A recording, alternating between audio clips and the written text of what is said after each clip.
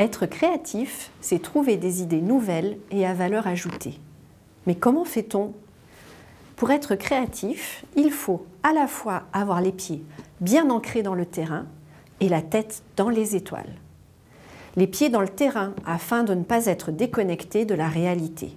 On cherche des idées nouvelles, certes, mais réalisables et qui vont répondre à un vrai besoin.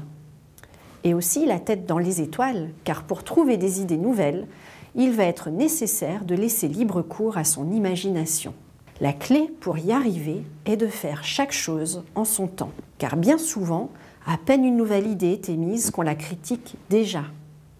En créativité, contrairement à ce que l'on pense, il faut être organisé. J'ai créé Prisme pour vous guider dans la démarche créative et vous aider à prendre les étapes dans le bon ordre.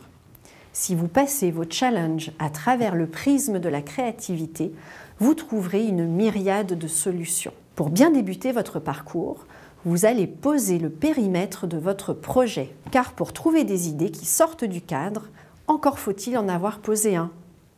Quel est le challenge que vous souhaitez relever?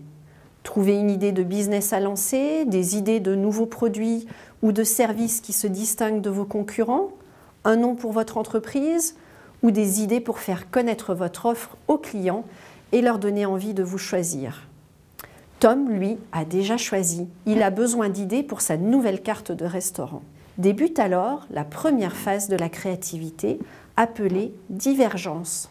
Cette phase consiste à ouvrir le champ des possibles. Vous allez d'abord partir à la recherche de l'inspiration et remplir vos réserves de richesse.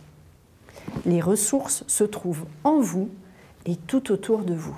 Tom a ramené un tas d'épices de ses voyages. Il aime goûter aux cuisines du monde, mais aussi rencontrer les producteurs de sa région et découvrir leurs produits. Il a aussi un faible pour les recettes de sa grand-mère. Ensuite, riche de toutes ces inspirations, vous allez imaginer un grand nombre d'idées pour répondre à votre challenge. Youpi, c'est le moment de cuisiner. Tom essaye tout un tas de mélanges, même les plus farfelus. Et quand il est à court d'idées, il retourne puiser l'inspiration dans son panier. Mais maintenant, comment faire pour avancer avec toutes ces idées? C'est le moment d'aborder la deuxième phase de la créativité, appelée convergence. Cette phase a pour objectif de resserrer le champ des possibles pour se focaliser sur les idées les plus pertinentes. D'abord, il vous faudra sélectionner les solutions stars. Et pour cela, réfléchissez aux critères qui font qu'une idée est bonne ou pas. Tom se met alors à goûter ces nouvelles recettes. Il y en a qui sont miam et d'autres bof. Reste à mener à maturité vos meilleures idées. Tom décide alors de faire goûter ses recettes à ses amis, car après tout, il n'y a pas que son goût qui compte, et ils ont sûrement de bons conseils à lui donner.